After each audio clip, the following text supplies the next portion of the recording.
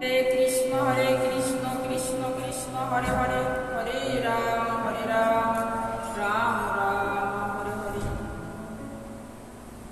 আমি পড়ছি শ্রী ভগবদ গীতা যথাযথ সপ্তদশ অধ্যায় শ্রদ্ধাত্রয় বিভাগ যোগ শ্লোক নম্বর 14।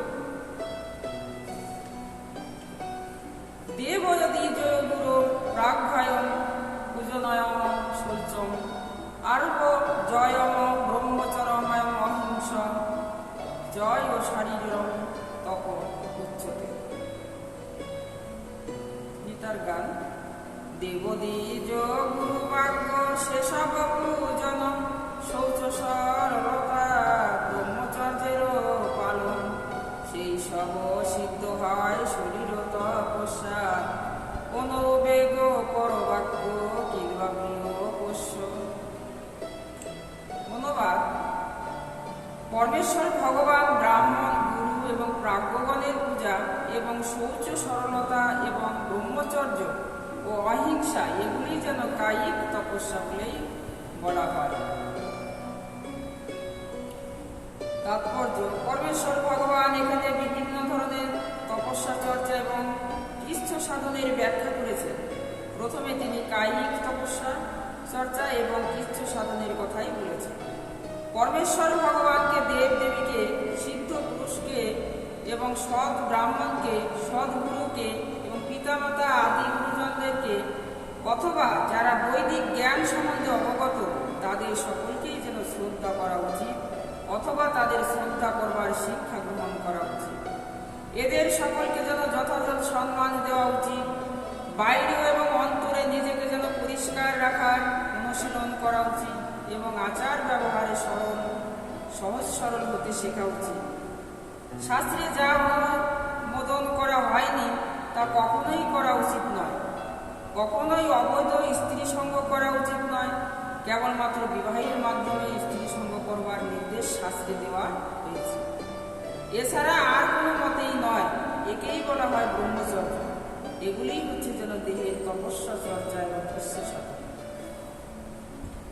শ্লোক নম্বর 15। অনুদেব করয়ম বাক্য সত্যয়ম প্রিয় হিতম জয় যৎ সাধ্যায়ম অভ্যাসয়ম জয় এবং ব্যক্তয়ম তপ উচ্চতে। গীতার গান। সাধ্যায় অভ্যাস যত বেদ উচ্চারণ ব্যঙ্গয় তপস্যা সে শাস্ত্রের বচন। অনুবাদ।